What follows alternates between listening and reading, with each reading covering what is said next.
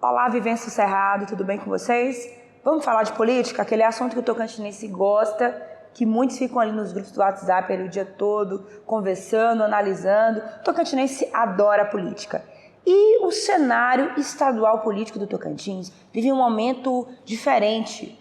Temos aí um governador, Wanderley Barbosa, o curraleiro, né, que tem governado sem nenhuma oposição, ou quase nenhuma oposição, com ampla maioria dos apoios políticos, tanto das prefeituras, quanto na Assembleia Legislativa, quanto na Câmara Federal e no Senado, onde tem 2 dos 3 senadores aí do Tocantins. Semana passada, em agosto, já no segundo semestre, saiu a pesquisa nacional do Instituto Veritar, contratada pelo Republicanos, partido do governador, que apontou Wanderley Barbosa como o governador mais bem avaliado do Brasil, 87% de aprovação. Vamos falar sobre isso? Aqui ao meu lado hoje para falar de política e complementar as nossas análises, ele que é um dos principais estrategistas políticos do Brasil, Paulo Moura, já tá com um pezinho aqui no Tocantins, foi o marqueteiro da campanha do Wanderley e está aqui acompanhando o cenário. Paulo, sempre um prazer recebê-lo aqui na Gazeta.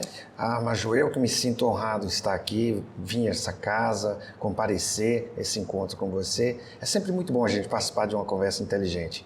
Bacana. Paulo, você trabalhou com o governador, segue alinhado com ele aqui, está sempre por aqui, e saiu essa pesquisa que mostrou essa ampla aprovação, só que junto com ampla aprovação e bons resultados, vem grandes responsabilidades também, né? Na sua opinião, qual que é o maior desafio do Wanderley agora perante a essa alta aprovação?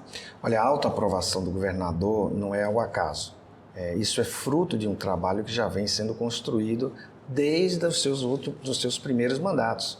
Quer dizer, ele tem um pensamento para o Estado, ele tem uma experiência política e isso está sendo agora desenvolvido, ele enquanto governador.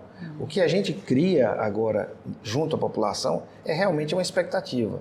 Não é só cuidar do dia a dia de um Estado, mas quais são as obras estruturantes, de que forma ele gostaria de ser lembrado no futuro como governador do estado de Tocantins. Então não é só cuidar das coisas do dia a dia, mas é realmente deixar obras que sejam marcantes na sua gestão e que ele possa ser lembrado através dessas obras. Paulo, a gestão do Wanderley, ela é envolta de um sentimento muito comum, que é aquele sentimento, é o filho da terra. Filho da terra que está governando, é um curraleiro, é o cara do jeito simples, que vai nas cavalgadas, que registra tudo. Você acha que essa forma de governar próximo às pessoas e aos municípios é um dos grandes responsáveis aí por essa aprovação? Olha, eu diria que isso é um conjunto. Na verdade, isso torna ele mais próximo da população. Mas de nada isso adiantaria, essa proximidade, se ele não tivesse uma capacidade analítica. Ele consegue, através dessa estratégia, se aproximar das pessoas, que é o jeito dele simples. E aí é importante a gente destacar que simplicidade nada tem a ver com fragilidade. Isso não tem a ver uma coisa com a outra. É verdade. Na verdade, as pessoas às vezes buscam um tipo de gestão ou de comportamento que muitas vezes não dialoga com o comportamento do atual governador, que é dito aí como esse curraleiro, como essa pessoa simples, do pé no chão. Sim, ele é tudo isso, mas ele tem sim uma capacidade analítica acima da média, ele tem uma equipe engajada em atender ao seu direcionamento, e eu tenho certeza que o que ele está buscando agora, após arrumar a casa, estruturar a questão do planejamento, a questão fiscal, a questão financeira, trazer projetos estruturadores para o Estado. Paulo, o governador Wanderley já disse, inclusive, várias vezes em entrevista aqui à Gazeta, que não vai antecipar as eleições de 2024. Mas você sabe, naturalmente, acabou uma eleição, já começa o burburinho da outra, né? E no Tocantins não é diferente. O governador não tem se manifestado e nem participado ativamente de debates de pré-campanha, mas na base dele já há as movimentações. Você acredita que a eleição de 2024 deverá ser a primeira grande prova de fogo política do Wanderley, com essa ampla base que ele tem e com tantos interesses? Olha, Maju, eu acho que a grande prova política do governador foi na sua própria eleição, né? Quando ele teve aquela votação histórica e hoje como ele se comporta, como é a relação dele com os candidatos, como é a relação dele com os atuais parlamentares da base da oposição. Isso é sempre o dia a dia ali, como é que ele trata com esses problemas.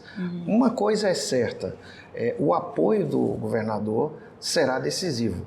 A gente já tem aí estudos que aqueles candidatos que tiverem o apoio do governador, isso é um ponto decisório na escolha e no resultado das eleições. O que ele está fazendo com muita sabedoria. É um tempo agora onde ele está voltado para cuidar do Estado.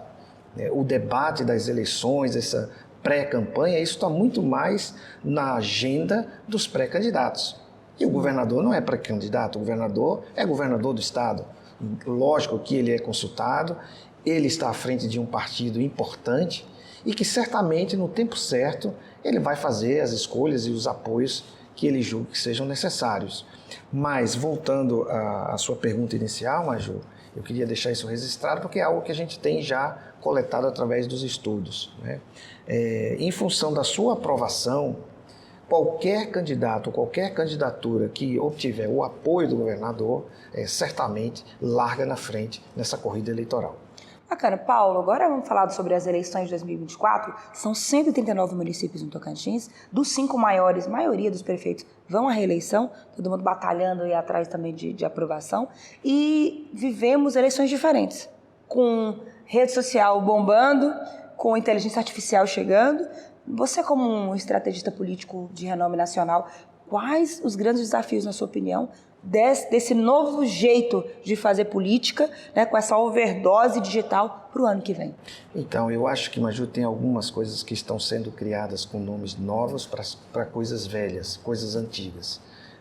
Queria começar pelo uso de fake news. Esse é um nome novo para coisas que já eram usadas desde a época analógica. Então, a gente tinha, no início, as fake news eram como? Como é que elas funcionavam? Então, a gente tinha aqueles papeizinhos apócrifos que eram distribuídos nas ruas, nas portas dos colégios eleitorais, com mentiras, falando sobre candidato A, B ou C. Ou seja, hoje a gente tem um nome novo, a gente tem uma ferramenta nova para uso de coisas antigas. E isso precisa ser combatido, porque isso não dialoga com a democracia. Isso é uma desinformação. Agora, com a chegada da tecnologia, e se você observar, a cada ciclo eleitoral, a gente tem uma ferramenta nova, algo novo surgindo. E tudo isso que está acontecendo, eu julgo que o mais importante é algo que até agora a tecnologia não conseguiu substituir, que é a empatia, que é a capacidade do candidato olhar olho no olho, de sentir aquela realidade, de ter projetos inteligentes e que possam transformar, de fato, a realidade das pessoas. Isso que eu acho que deve ser mantido, a essência do candidato, você não querer criar um personagem para aquela campanha. E aí sim, fazendo uso de todas essas ferramentas a favor de um projeto político. Certo, Paulo. O Tocantins também vive, principalmente Palmas, que é a capital, você que está acompanhando a política aqui já nos últimos tempos, vive um processo de necessidade também de criação e de consolidação de novas lideranças. O que você, como estrategista político, diria para quem está nos assistindo, tem vontade de disputar uma vaga na Câmara da sociedade, um jovem que quer começar, uma mulher que quer entrar na política? Qual o seu conselho para quem, independente de tanto desgaste que você fala do processo político, tem vontade e desejo de entrar na política? Participe. Se você está insatisfeito, se você tem uma ideia, se você tem um projeto, não deixe que outras pessoas ocupem esse espaço. Esse é um espaço que não fica desocupado. Uma vez que se você tem um projeto, se você é parte de um grupo e você tem esse desejo, faça isso através das suas redes. Não busque ter estrutura para participar. Participe e a estrutura virá ao seu encontro. Muitas vezes a gente tem grandes ideias, pessoas que têm projetos que estão lá engavetados, muitas vezes assustados, porque eles olham para essas estruturas já montadas e dizem, bom, mas como é que eu vou conseguir participar com isso? Eu digo que uma boa ideia e a verdade já é um bom começo para você começar um projeto político. É verdade, sim, que esses candidatos enfrentarão uma estrutura difícil, mas isso não quer dizer que é impossível. Eleições para vereador é uma das eleições mais difíceis que tem, Maju. Se você observar, às vezes numa mesma rua, no mesmo bairro, você tem mais de um candidato. Então, no seu grupo social, na faculdade, na igreja, na empresa, na academia, você às vezes encontra 2, 3 pré-candidatos. Mas isso não quer dizer que esses pré-candidatos já estão com a sua vaga definida. Então, eu diria que você participe busque uma estrutura mínima. Hoje, com o uso do smartphone, cada um pode ser protagonista das suas ideias. Basta uma boa ideia, criatividade, conteúdo e coragem. Eu acho que isso aí é uma coisa importante e que eu gosto sempre de estimular os jovens, sobretudo a juventude, a participar, se engajar. É um espaço ali, você citou rapidamente, mas que sempre aquece meu coração quando eu vejo projetos ligados à participação da mulher. Eu acho que a mulher precisa ocupar esse espaço. Esse espaço, ele não vai vir até elas. Elas têm que ir conquistar esse espaço, como vem sendo ao longo da história. Né? Então, eu acho que as comunidades específicas, elas precisam ter o seu espaço e que isso faz parte da democracia, não é? A gente precisa ter essa representatividade nas conversas e nas decisões que envolvem o dinheiro público. Paulo, nacionalmente, 2023 é um ano de transição política, mudança lá no governo federal. Presidente Lula teve um semestre aí já com muitas mudanças, entrou no segundo agora tentando recompor seu governo. Qual a análise de Paulo Moura para a gestão Lula nesse primeiro semestre? Eu acho que ele surpreendeu a todos, até mesmo o seu governo. Tiveram variáveis incontroláveis que foram a favor dessa gestão e que surpreendeu, e aí nós temos dados ali que são inquestionáveis. Se você olhar para a economia, você tem dados ali na economia significantes. O atual presidente, ele reconstruiu os principais programas que ele havia adotado nas gestões anteriores em tempo recorde. Então ele conseguiu recuperar esses programas, ampliar a margem e a atuação desses programas, mas que enfrenta, obviamente, desafios não só do grupo que elegeu ele, como também da oposição, que, na minha visão, busca ainda se encontrar como liderança, quem é a principal liderança da oposição, para que possa trazer um debate inteligente para esse novo tempo que a gente está vivendo. Eu acho que, rapidamente, a atual gestão conseguiu desarmar o palanque, até porque ele tinha uma demanda muito grande, e está seguindo dentro de um planejamento, numa pauta internacional. Ele conseguiu recuperar a credibilidade, o acesso que havia antes com os principais players internacionais. O tema da Amazônia é algo que está sendo agora reposicionado, mas de uma forma mais inteligente, com muito mais empatia, com a participação mais global. Então eu vejo de uma forma otimista e com a expectativa de que grandes coisas ainda precisam ser feitas. Paulo, eu vi que você estava em Brasília, lançou seu livro essa semana no Senado Federal, estava lá com os senadores Eduardo Gomes, Dorinha, com o presidente Rodrigo Pacheco, né? O seu livro, ele chegou num ano importante, né? Um ano pré-eleitoral, onde a gente chama atenção também para a necessidade dos políticos lerem, estudarem e buscarem conhecimento. Não só fazer atividade política, só ali, como a gente diz na Bahia, na tora, assim, só, sem nenhuma base, mas buscar essa base, né? Você está satisfeito com esses lançamentos que você fez aí do seu livro e com a recepção dessa sua obra na classe política brasileira? A melhor possível, Maju, a melhor possível.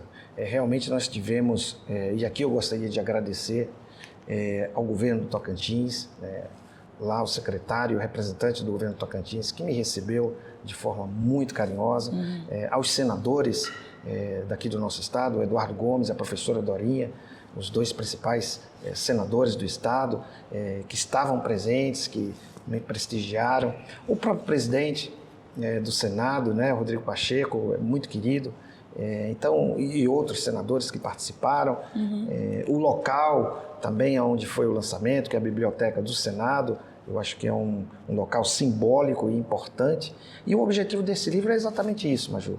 É partilhar com a sociedade conhecimento, casos práticos e também possa estimular outros profissionais a fazer a mesma coisa, né? É que a gente não tenha só o interesse financeiro, mas que a gente possa também ter a consciência da responsabilidade social. E você sabe que toda a renda desse livro, 100% dos direitos autorais, é dedicado ao Núcleo de Apoio a Crianças com Câncer. Então, eu acho que essa é também uma forma de estimular outros profissionais a desenvolverem e a fazerem atividades como essa. Verdade. Você que é do Tocantins, de algum dos 139 municípios aqui do estado, pode adquirir a obra do Paulo na livraria Leitura, lá no Capim Dourado Shopping. Para encerrar aqui o nosso bate-papo, Paulo, você não vai sair daqui sem responder a pergunta que não quer calar. Você está sempre por aqui, sei que você continua próximo ao governador, à família dele, todos te prestigiaram aí no seu lançamento. Você vai atuar na campanha de 2024 aqui no Tocantins? Já é essa definição? Já existe essa perspectiva, né, de atuação nas principais cidades, mas repito, nenhum dos projetos, nenhum dos diálogos que a gente está construindo, das conversas, das aproximações que têm surgido em torno desse tema serão tomadas que não estiverem alinhadas com o projeto do governador. O meu compromisso com o governador aqui no estado de Tocantins, ele permanece cada vez mais fortalecido pelas relações pessoais que foram construídas com a sua família e com ele próprio. A gente tem essa pretensão, existe alguns encaminhamentos e, se Deus quiser, em 2024, nós estaremos atuando aqui nas principais cidades do estado. Bacana, Paulo, muito obrigada, parabéns pelo trabalho, pelo livro. Já comecei a ler, uma obra realmente que acrescenta muito aí para a classe política. Você que acompanha nosso trabalho da Gazeta, agradecer a sua audiência, já curte e compartilha esse conteúdo importante sobre política, sobre Estado, sobre cenário nacional. E você sabe, aqui na Gazeta, antes de ser notícia, tem que ser verdade. Um abraço, até a próxima.